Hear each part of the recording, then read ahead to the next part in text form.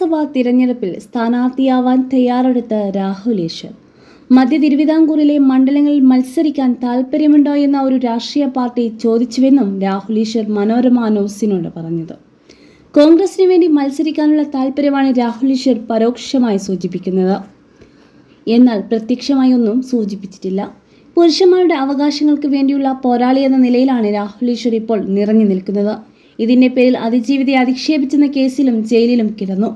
കോൺഗ്രസ് രാഷ്ട്രീയത്തോടടുക്കുന്ന രാഹുൽ ഈശ്വർ നിയമസഭാ തെരഞ്ഞെടുപ്പിൽ മത്സരിക്കാനുള്ള താൽപ്പര്യമാണ് പരസ്യമാക്കിയിരിക്കുന്നത്.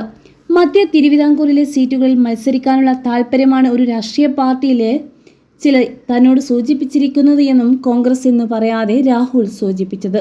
വരുന്ന നിയമസഭാ തെരഞ്ഞെടുപ്പിൽ CPM തോൽക്കണമെന്നും കോൺഗ്രസ് വിജയിക്കണമെന്നും പറയുന്ന രാഹുൽ ഈശ്വർ ലക്ഷ്യമിടുന്നത് നിയമസഭയിലേക്ക് ഒരു സീറ്റാണ്. എന്നാൽ രാഹുൽ മാങ്കൂട്ടത്തിൽ വിഷയത്തിൽ മാങ്കൂട്ടത്തിനെ പരസ്യമായി പിന്തുണച്ച് രാഹുൽ ഈശ്വർ കോൺഗ്രസ് സ്ഥാനാർത്ഥിയാകുമോ എന്നാണ് ഇനി അറിയേണ്ടത്.